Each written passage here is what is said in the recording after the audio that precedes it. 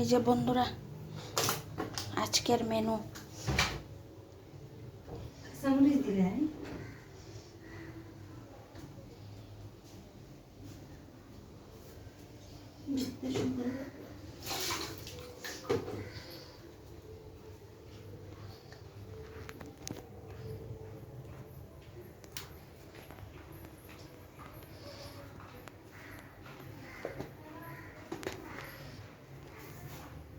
এই যে মা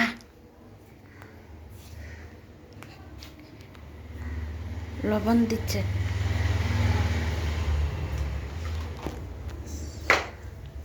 চলো আসছি।